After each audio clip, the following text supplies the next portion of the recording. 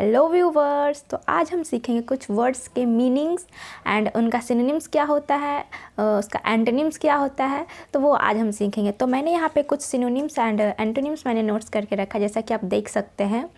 तो आज मैं ये सारे वर्ड्स के सिनोनिम्स एंड एंटोनिम्स बताऊँगी। तो हमारा पहला वर्ड है स्ट्रेच। स्ट्रेच तो मतलब आपको पता ही होगा, विस्तार करना। कोई भी चीज़ स्ट्रेच कर रहा है मतलब विस्तार कर रहा है।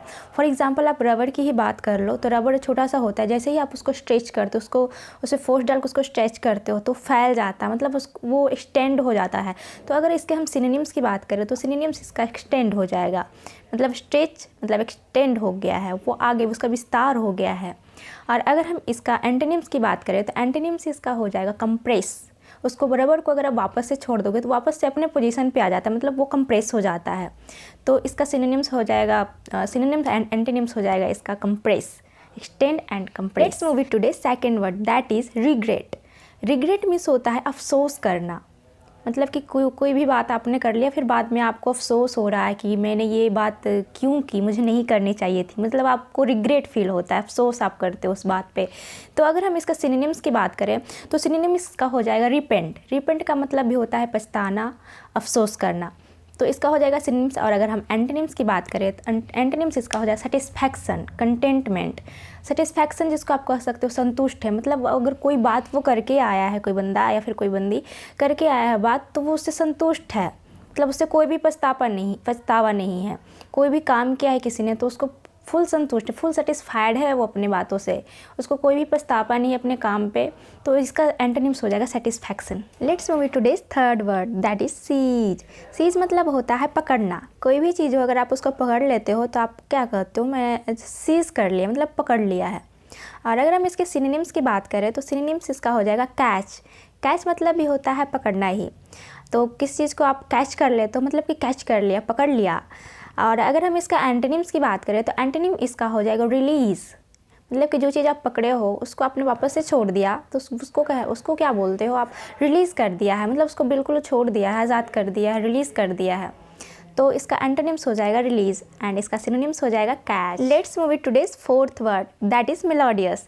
मेलोडियस मतलब होता है मधुर। जैसे कि आप किसी का अगर वॉइस हमको अच्छा लगता है, मधुर लगता है, तो उसे आप क्या बोलते हो, his voice is melodious, her voice is melodious. तो अगर इसका हम सिनोनिम्स की बात करें तो सिनोनिम्स इसका हो जाएगा ट्यूनफुल। ट्यूनफुल मतलब कि फुल ऑफ ट्यून, उसके वो जो बोल रहा है, वो जो गा रहा है, मतलब ट्यून है। और अगर इसका हम एंटोनिम्स की बात करें तो एंटोनिम्स इसका हो जाएगा ट्यूनलेस। मतलब इसको आप कह सकते हो बेसुरा।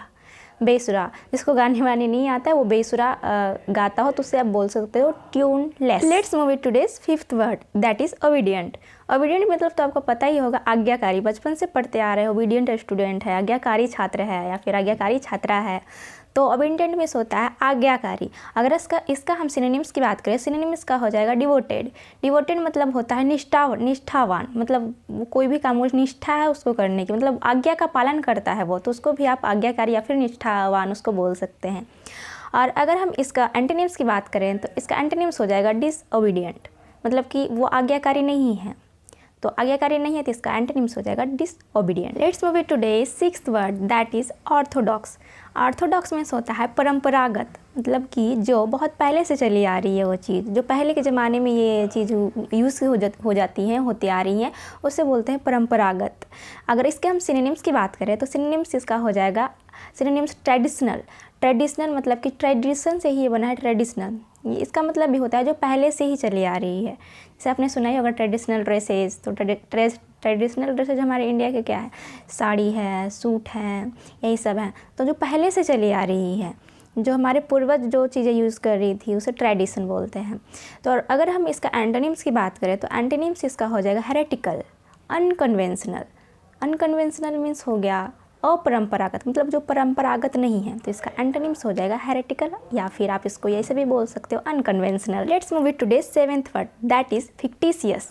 फिक्टिशियस मीन्स होता है काल्पनिक। काल्पनिक मतलब जो रियल नहीं हो, काल्पनिक हो, मतलब कि कल्पनाओं में वो की गई बातें हों या फिर कोई भी चीज़ सोची गई बातें हों, तो उसे बोलते हैं काल्पनिक।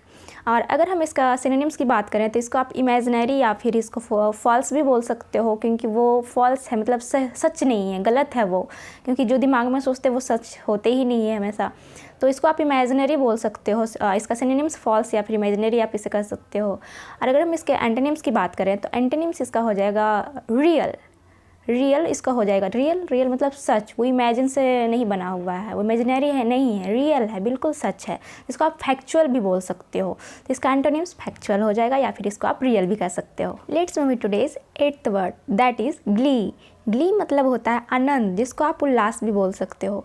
अगर हम इसके सिनोनिम्स की बात करें तो सिनोनिम्स इसका हो जाएगा हैप्पीनेस। हैप्पीनेस मतलब होता है खुशी, तो इसका सिनोनिम्स हैप्पीनेस हो गया।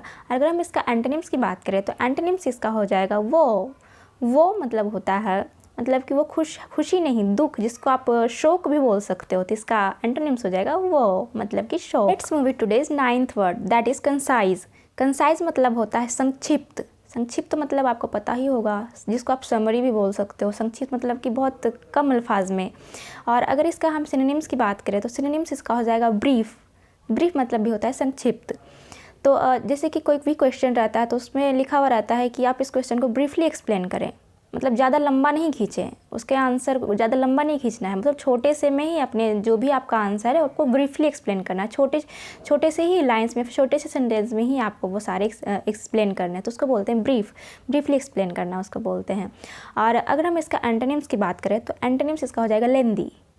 जैसे कि कोई भी बात होती है या फिर कोई भी प्रोसेस होता है तो जैसे आप लोग बोलते भी होगे बहुत लेंदी प्रोसेस है, मतलब कि बहुत लंबा प्रोसेस हो जाता है, तो इसका एंटोनिम्स हो जाएगा lengthy. Let's move today 10th and last word, that is lucid. Lucid मतलब होता है स्पष्ट अर्थ। कोई भी अर्थ हो तो उसका स्पष्ट अर्थ मतलब होता है लूसिड। और अगर हम इसका सिनोनिम्स की बात करें तो सिनोनिम्स इसका हो जाएगा क्लियर।